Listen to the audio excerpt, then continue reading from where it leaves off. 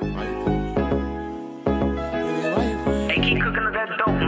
why you playing games? Baby, why you fucking with a lame? Cause that nigga not gon' change, so that we are not the same. Want you all with me, switching lanes, but I won't try you insane. Baby girl, be my main thing. I'm just tryna change things. Baby, stop playing games. Stop playing games. I see your stories on IG, I know you got a man. I also see you always posting when he make you mad. He be playing with them pennies, got you looking bad. Use a diamond, you and him, that shit is so sad. I'm not gonna judge you, cause I know love is a strong feeling. What's going on, you? You already know it's your boy, Little T. Back in full effect, you already know how man, check it out. Now we got how Family Guy erased the Cleveland family. Now that used to be my shit. I ain't gonna lie. My name is Cleveland Brown, and I am proud to be back in my hometown with my whole family. Old friends and new friends and even a bear. Let's go. I'm so hungry. Let me out. I tell you what, first guy that lets me out gets his own spin-off. Not you, Cleveland. Family Guy is incredibly popular. One of the most well-known and longest-running animated shows in television history. Whether you love it or hate it, it's a pop culture phenomenon. Family Guy has been on the air since 1999. To put that in perspective, Family Guy has lasted through 5 United States presidents, 25 WWE champions, and 0 Andre 3000 solo albums. Wait, what? So naturally, with this kind of success for a TV show, comes a spin-off. It's a trend that's been happening for decades. Friends was super popular, so we got Joey. Jimmy Neutron was super popular, so we got Planet Sheen. And Family Guy is super popular, so we got The Cleveland Show. But in general, there were some glaring problems that kept it from ever becoming truly successful. The immediate problem everyone had was simple. Why Cleveland? Out of all the characters in Family Guy with bright and vibrant personalities, why did they pick one of the most lackluster characters in the entire show to get his own spin-off? Black culture. Sure, Cleveland has had some funny and memorable gags in Family Guy, like being in his bathtub and falling and saying no. But aside from a moment here and there, Cleveland was one of the most boring characters in early Family Guy. But regardless of the decision-making behind the choice, Cleveland ended up getting his own spin-off in 2009. And it actually wasn't bad by any means. Yeah, it wasn't bad. It just wasn't great. The word that comes to mind when I think of The Cleveland Show, mediocre. The humor was a lot more mild and toned down than Family Guy, and a lot of the jokes just didn't land. But one thing that was very enjoyable about The Cleveland Show was Cleveland's family. Cleveland's son, Cleveland Jr., went from being an ultra hyperactive small child in Family Guy to an overweight, lovable loser in The Cleveland Show. Cleveland's new wife in the show, Donna, was pretty awesome, actually. Cleveland's former wife was not only boring, but such an over-the-top, stereotypical angry black woman that it could be cringe to watch at times. Donna was strong and bold, while also managing to be patient and understanding. Cleveland's new stepdaughter, Roberta, was like the opposite of Meg Griffin. She's popular, well-respected, with a strong and bold personality. And then there's Cleveland's new stepson, Rollo.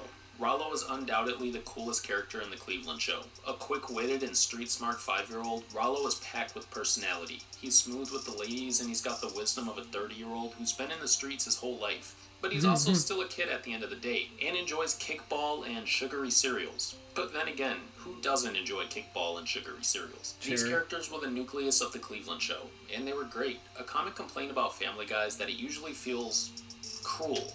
The Griffin family almost seem to be in competition to see who can be the biggest a-hole, and the majority of Family Guy is built around all these characters doing and saying mean things to each other on a regular basis. But with The Cleveland Show, there was a lot more heart, a lot more soul.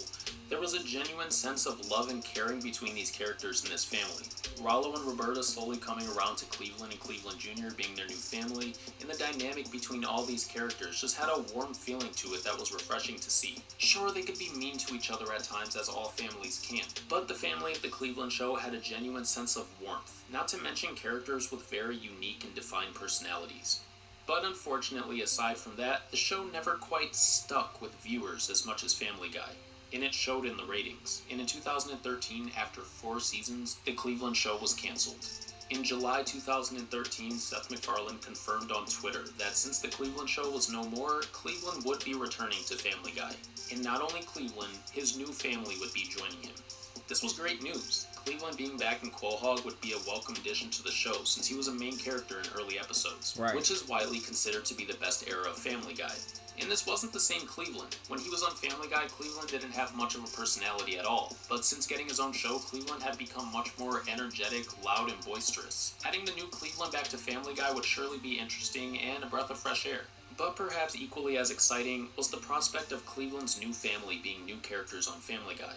The new slow and lethargic Cleveland Jr., the bold and beautiful Roberta, the strong and sassy Donna, and the coolest kid in the world, Rollo. There was a world of possibilities with these new well-defined characters entering the fray, especially since a good portion of the audience already knows these characters and has an attachment to them. I couldn't wait to see how these characters would interact with the characters of Quahog. Would Cleveland Jr. become good friends with Chris? How would Loretta interact with Meg? Would Stewie and Rollo become friends, or would they become rivals? There was a world of possibilities. But when the Brown family showed up on Family Guy, every single one of those possibilities were crushed with one line from Stewie. What? Immediately, Rollo went from being cooler than a nigga said keep walking you boondocks rip off. Damn. Cucumber, streetwise, and charismatic to being a joke. All of his qualities that made him so likable were thrown out of the window for a 5-second gag with Stewie. But it gets worse. Rollo's sister Roberta, as of the time of this writing, in the 7 years since Cleveland's family has moved back to Quahog, Roberta has said 0 words. 0. Oh shit. Zip. Wow. Zilch. She's gone from being a well-respected and bold young woman to a background character. You'd be lucky if you got a facial expression out of Roberta these days. Obviously, it's not the Cleveland show, so no one expects her to have nearly as big a role on Family Guy as she had on her previous shows. But to have a character with that much personality that fans are familiar with, and to have them say 0 words for over 7 years, it's kind of mind-boggling. Cleveland Jr. isn't too far behind. Since returning to Family Guy, Cleveland Jr. is a key character in only one episode, A Shot in the Dark. In the episode, Peter accidentally shoots Cleveland Jr., and it ends up being an episode about hate crimes against black people. Jr. has a handful of lines in this episode, but aside from this episode, nothing. With the exception of this episode, Cleveland Jr. has said close to 0 words in over 7 years. No friendship with Chris or Meg, no interaction with the other characters, nothing. The Cleveland show character, aside from Cleveland with the most lines on Family Guy, has by far been Donna. She's basically become a part of Lois's crew of married women along with Bonnie, and she has the occasional line or two, usually something sassy. They've definitely not showcased her layered personality very much and have focused more on her sassiness for the most part, but that's to be expected since she's playing a smaller role now. But it's nice that we at least get to see her interact with other characters. Family Guy is a show that's known for having a lot of characters, from the main characters to the supporting characters to the various characters around town. Greased up deaf guy, anyone? And almost all of these characters are occasionally given some lines and even sometimes key roles in episodes. So it's strange that these characters who were once super important to an entire show, characters with so much personality and so many layers, characters that the majority of the fan base knows and feels some sort of attachment to, have become nobodies. Damn. Simply background characters with little to no importance at all to the show. Heard and seen I think Stewie and Riley would have been family members that don't live. I think Stewie and Riley would have been a good little duo. With them, like they hated each other, yo. Family that lives right across the street from Peter and the main family. You have to wonder if this was intentional.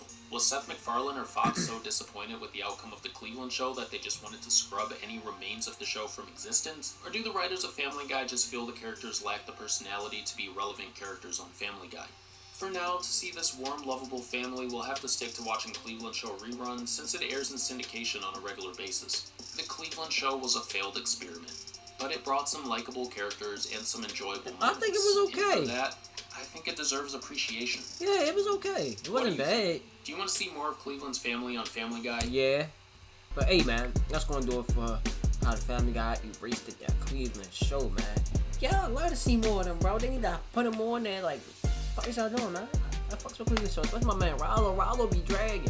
And my man Cleveland Jr. funny as shit. Just gonna bring back the bad and the little hillbilly and the midget. We don't need them. We just need the family. But yeah, man. With that being said, don't just want to see down in the comments below. Make sure you guys like, comment, subscribe. Hope y'all enjoyed the vibe, man. Peace.